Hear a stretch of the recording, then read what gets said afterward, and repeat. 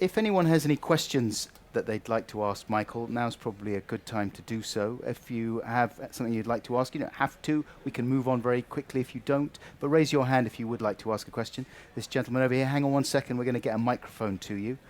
What's your name, sir? Tom. Hey, Tom. Hi.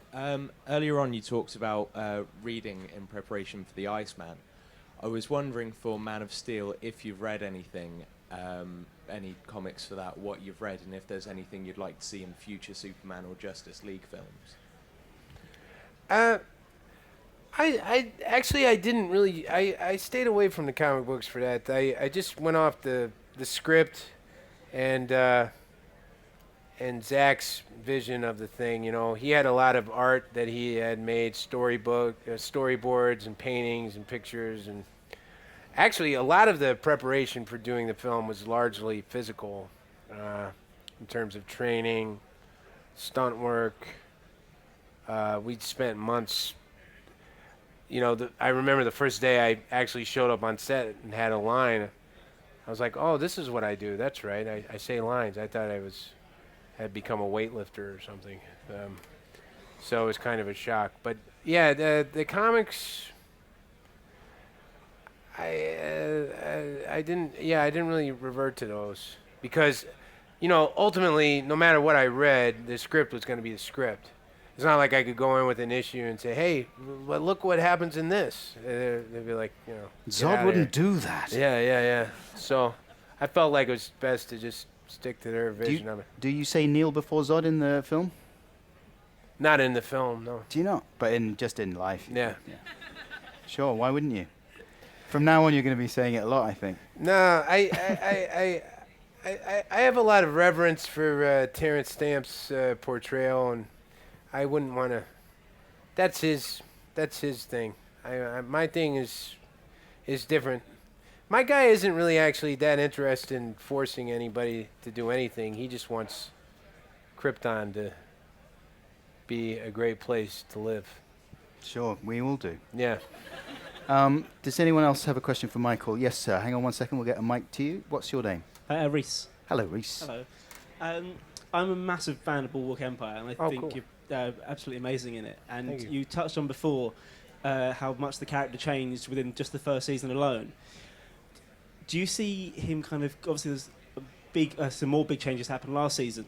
Do you see the character kind of moving even further away, or are we kind of starting to get back to his crusade against everything he's for, but in a slightly different way coming soon? Because he's been he's confused. He's been a little confused. Yeah. You know, I honestly, I don't know. I mean, being on the show is like, it's like in those movies where they blindfold you and take you to a secret location, and you don't know where you are and you're disoriented. That's what it's kind of like. I have no idea where the show is going, what direction my character is going in, what's going to happen. There are very few people that know, and honestly, everything happens so last minute. Like you get your scenes a couple of days before you start shooting them for a particular episode. So it's really hard to know where it's heading towards. I mean, I would certainly hope so,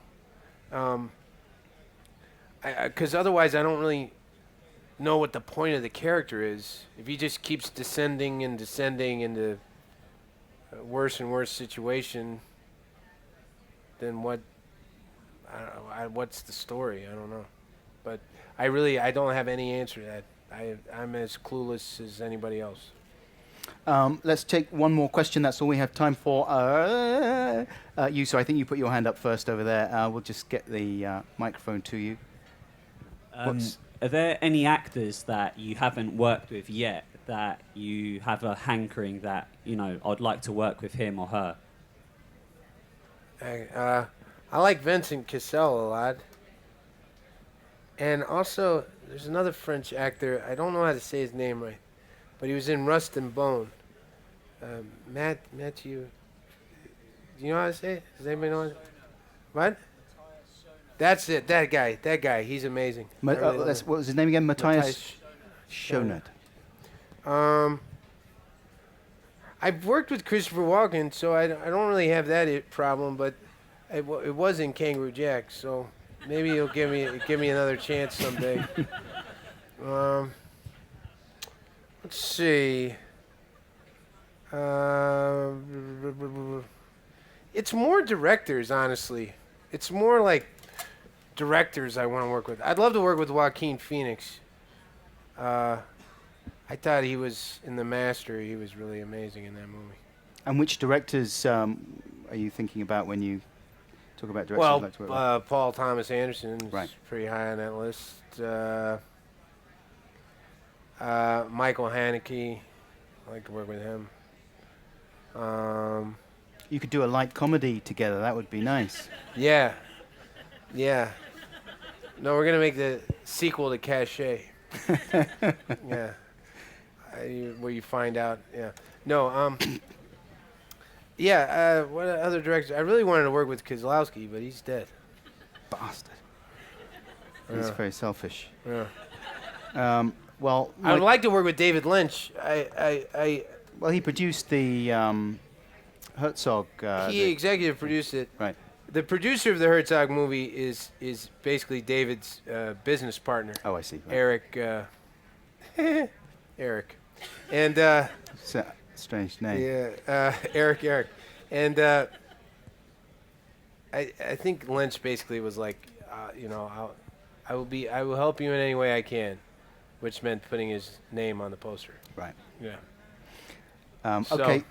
And people when we were at Venice, and people asked Werner, was like, so how did Lynch's involvement influence you? Lynch has no influence on me. I influenced Lynch. Lynch learned from me. It was pretty funny. So. Well, I think that's all we have time for today, Michael. But thank you very much indeed. Thank for you. coming in Thanks and for having talking. me. It was a pleasure.